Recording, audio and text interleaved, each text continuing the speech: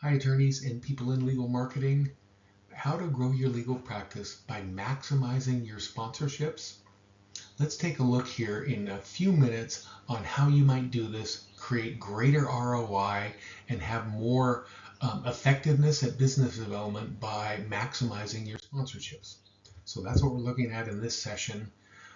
I have a lot of business development videos on my YouTube channel. Hopefully they're helpful for you. Down below there's also an offer for a free ebook. It's over 35 pages on how to grow your legal practice. It's free from me to you.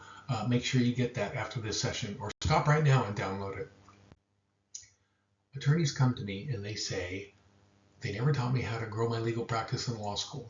I'd like to make more money with less stress and have a life.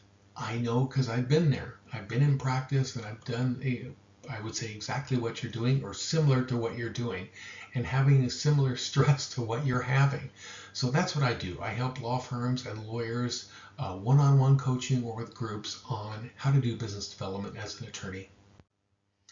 As I mentioned, down below is that free ebook. It's all about planning and strategizing and being intentional to grow your practice.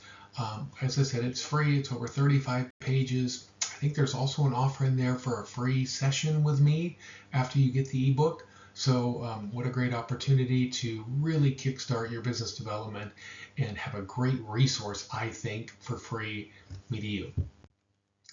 So in this session, what I'm going to say and what I'm going to suggest, gosh, and I guess it really depends on where you're at in your practice. Are you a newly starting out associate, of counsel, junior partner, senior partner? The idea is sponsorships, places where you know people, places where you're spending money are one of the greatest sources of referrals by far than going to some place where you don't know anybody or just start out. Let's go to that first meeting. Now, if you're an associate, I get it, but you might look through the list of sponsorships that your firm does and see how you might accompany the attorney who's been doing that, and start there with something that somewhere where there's some name recognition or there's some in with a sponsorship or a membership. But I would say do less of them and do them deeper and do them better. And I'll show you what I mean here in just a moment. Understand those opportunities are in your pipeline and how your pipeline works. And we're going to look at that in a moment. And then recording and reporting on progress. Man, I've run the budget process at large law firms. And when attorneys are able to say, here's what's in my budget. Here's what I did last year from these budget items. Here's what came from that. Referrals, clients, network. So here's how I'm actively using my sponsorships and my memberships. Man, it makes it that much easier to say, approve that budget this coming year, but it also makes a difference in you making more money with less stress and having a life by organizing your sponsorships like this. So when I'm working with attorneys on this session on where do I look for more referrals, this is one of the sessions I have on my site. It's a full-blown 1-hour session that we can do one-on-one. Lots of materials on how to do this correctly.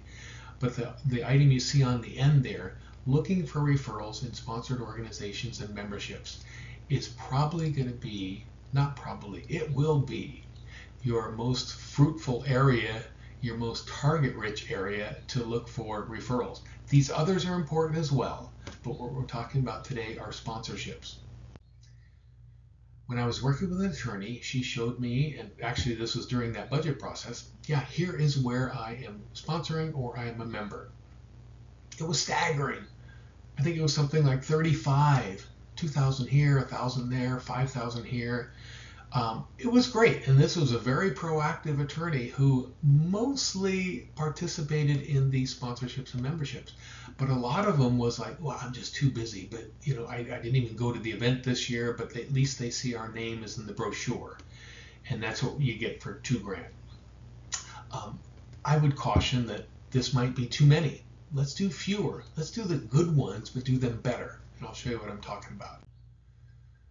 So when I hear from attorneys, yeah, I go to the gala. Sometimes I do the quarterly lunch. I'm asking for 5,000 a year to sponsor this chamber of commerce, or this bar committee, or the home builders association, or whatever it happens to be. I get a little tough with attorneys when I'm running the budget process, saying, for 5 grand, let's see what else we can do, and I'll show you what I'm talking about. So you might kind of sit up here and say, wait a sec, what can I do with my sponsorships? How can I better maximize them? Because I really am trying to grow my practice and grow my business.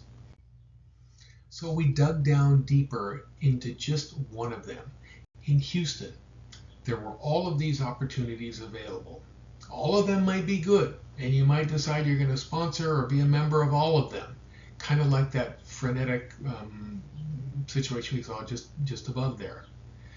We looked at just one of them, the Greater Houston Partnership, and said, wow, look at the people that are here. And look at the trade and industry groups that they have. What have you concentrated on just this for the year? Don't do all of those other ones that you haven't been to for a while, or 1,000 here, 2,000 there. What if we concentrate and go from a $5,000 sponsorship to a $10,000 sponsorship with this organization? I'm going to flip back for a second here and say, it doesn't let me, okay? When you're recording, and say, how can you better maximize this sponsorship for greater ROI, for increased revenues, and for increased referrals? One of the key understandings is how you grow the people that you're meeting there. When you go to these quarterly lunches or the annual galas, or are more involved in ways I'm going to show you in a second here, understanding that over time and the level of engagement, right? Over time, you increase the level of engagement with somebody you just met at an event, or at something that you sponsor or you're a member of. So you go to the quarterly luncheon, there's somebody who's at your table, they're like, this is an interesting person, I should know them, either as a potential client, or as a potential referral source, or somebody who should just be in my network that I should stay in contact with. Okay, so what are the steps for doing that? And you see how it goes from a brand new acquaintance to a thank you, nice to meet you, to here's an article I thought you might find interesting, to there's a webinar coming up that might be interesting for your finance people, hope you can attend, to them saying, can you talk to us about doing a piece of work for us, to becoming a client, and then becoming a great client because they're sending referrals your way. This is a process. And when you recognize that, when you say, let me scale down my sponsorships, but let me do them better, you'll actually be more successful, maybe spending the same amount of money, but doing it in a more targeted, intentional way. So here are some of the opportunities we found with that organization. And it's going to be pretty similar with a lot of the things that you do. Wow, instead of just going to the annual gala for 5 grand and trying to do that with 20 different organizations, here are ways that this organization provided opportunities that for the same amount of money, right? It was the same sponsorship, but now I'm actually speaking at their events. We coordinated a fundraiser together. I see that you support Habitat for Humanity. So do we.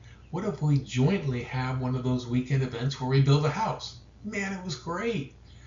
Talk about creating connections between the firm and the company. That was just it was a home run. But look at all these other things you can do. Making introductions. Hey, we're a nonprofit. We have board meetings twice a year. Hey, you can have them at our office. Oh, that's a great idea. So next quarter we're going to be meeting at your firm.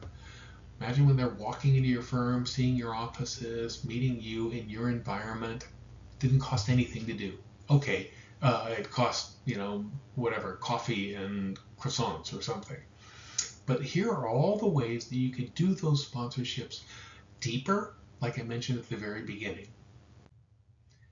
The idea with business development is to have regular, small, consistent actions for yourself. And I have another session, you might find it on my YouTube channel, or find it in that free ebook that's down below in the description or in the comments for you to download, about how to spend 15 minutes a week with yourself, making sure that you're on track with your business development. In that ebook, I'm gonna lay it out for you on kind of what business development will look like for you. But then we're gonna project manage. You're gonna project manage yourself in just small little weekly sessions to make sure that you're taking the small steps that drive you towards those larger goals. When you do that, you achieve small successes. You get more interested in this whole thing called business development. You see your paycheck get bigger. You have less stress because you have an idea of what you're doing now. There's less procrastination. There's more interest in doing more things. You get it. It's a perpetual cycle that's very much in your control. So I hope this session was useful on maximizing sponsorships. Hope you like this video. Subscribe to my channel. I'm dropping new content all the time. Free tips that will help you grow your legal practice, and download that free ebook. I think it'll really, if you're brand new to business development, it'll really give you some guidance. If you're doing business development, it might help structure and make you more intentional in some of the things you want to do. Look forward to seeing you next time. Thank you.